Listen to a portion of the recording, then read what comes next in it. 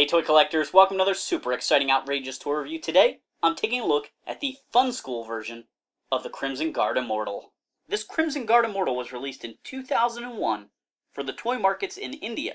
Funskool licensed the G.I. Joe brand and molds from Hasbro to use to make these figures.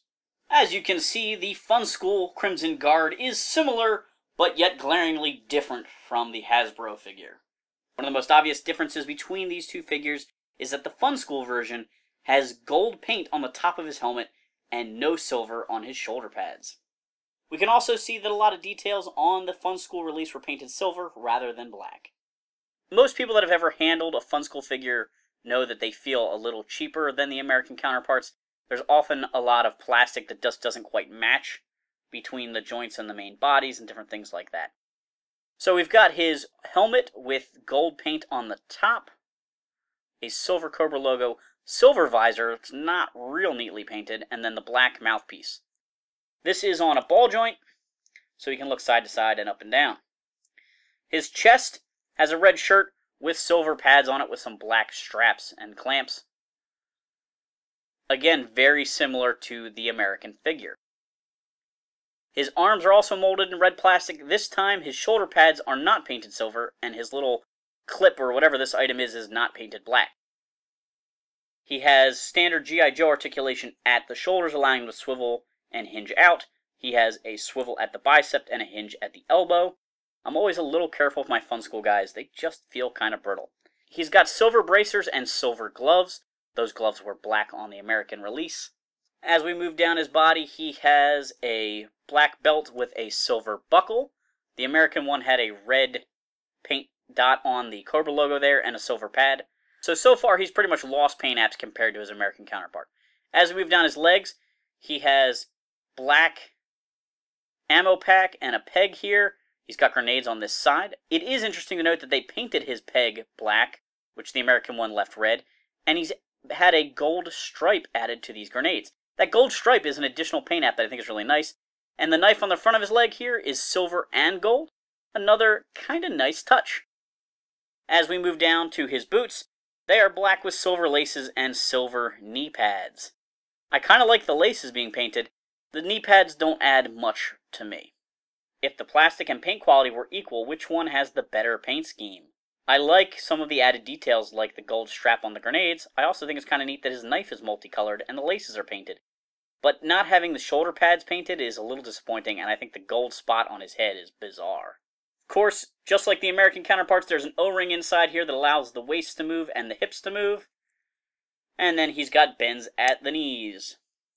My American release Crimson Guard Immortal is ready for his 20-year O-ring change, so his weapon belt does kind of push him around a little bit. But as you can see, the American version comes with all black weapons. And his ammo belt, even though it's putting pressure on him at the waist, is very flexible. Now, the Funskool version, they had a little bit more fun. Some of the options I think are kind of nice. Some of them are pretty terrible. Here we've got weapon tubes that are silver. I have no problem with that. He's got funky yellow missiles. I don't even mind that. He's got a black ammo belt, same as his American release. Only this time it's really, really stiff. It is much harder to move him around and not have that force his arm way out to the side as compared to the American release. But the worst part, giant orange backpack with more yellow missiles. Here are the two ammo belts next to each other. They actually don't have the same detail on them, which is kind of interesting. The American one is extremely flexible, while the Funskool one is very stiff. The American release also seems to be just a hair longer. Here's a close-up of those missile tubes. The one arm has two tubes. The other one has one tube and the machine gun piece. This also has the peg for the ammo belt. There's a handle and a brace there. As a kid, I always thought he was just supposed to hold him by the back piece. But now I see that his hands goes through here and then his arm rests against that, which probably makes more sense. These missiles use the finger flick technology, which I think is pretty hard. You can sort of just push on it, and it kind of pops. got a good launch on that one. Not bad. I'm not sure how hard it was to see with the yellow backdrop there. I think the most egregious change they made to this figure is this orange backpack. It's just ugly. It makes no sense. If it was red, black, or silver, I'd go for it. If it was gold even, that would be okay. I just am not sure why it's bright orange. There's one last little difference I want to point out between these two figures, and that's the Funskool release does not have the really cool Crimson Guard unit badge on his arm. Is there anybody watching that bought Funskool figures in India, or in the early 2000s was buying them here in America from smalljoes.com? They were getting these guys imported. They were pretty inexpensive, and I thought that it was a really cool way of getting accessories or army builders and things like that, until I got them in hand and realized the colors weren't the same, the quality wasn't the same, and so I didn't buy a ton of them. But I am glad now that I have a bunch, and they've become very, like, cool and hip to collect because they're so funky now. But I did get 2 Crimson Guard Immortals at the time, and I did not own the American release when I bought it. And here's his full card back. You can see the artwork showing off the figure. The color scheme on the figure much more closely matches the American release. He has the black boots, he has the black weapons.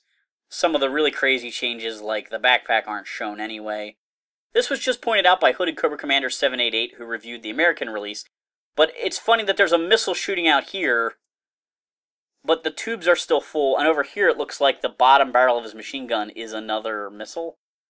This is not very accurate artwork on the American or Funskool release. And then, as we move down here, there are some directions here on how to use his launcher tubes and how to connect everything together. Without going into a ton of detail, his file card is pretty much the same as his American release. Mentioning that his vehicle proficiency is Cobra Grade 8, for whatever that means, I'd like to know what some of the other characters' vehicle proficiencies are. It says that he's good at driving the Hammerhead and the Hurricane. I'm not even sure if Funskool released either one of those. And then it goes on to basically tell you that these guys are loyal to Cobra Commander, and that they're lawyers and accountants that like to pump iron. Pretty much just like the regular Crimson Guard. My favorite part of any Funskool figure is to check out the cross-sell art. It is a weird mix of American card art, homemade Funskool card art, and photos of toys. The selection of figures out at any given time was very different than the American ones, because it just sort of depended on what molds were available. So we have Deep Six, Storm Shadow, Muskrat, Road Pig, Crocmaster, Blocker, and Cutter. Love that Cutter art.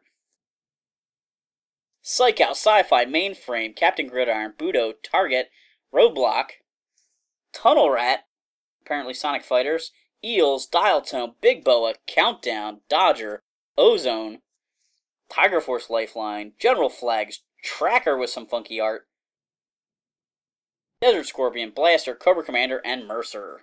Collect G.I. Joe and Cobra enemy figures and vehicles. I also love the very important disclaimer at the bottom here. Color of product may vary from the illustration. Sure does. The Crimson Guard Immortals look pretty decent in their international release here. I actually kind of like the silver weapons. The yellow missiles are a little obnoxious, but don't really bother me. That orange backpack is unforgivable. And of course, the quality of plastic is, what it is. I'm pretty excited that I have these guys in my collection, even though I'd probably rather have more of the American Crimson Guard Immortals, but it's pretty fun. I'm pretty glad I picked these guys up back when I did, before the Funskool figures became so popular. Would I love to own more American release Immortals? Sure. But it's kind of fun having a little squad with 2 American and 2 international figures. This has been a super exciting, outrageous toy review. Make sure to like, subscribe, and check out my other videos.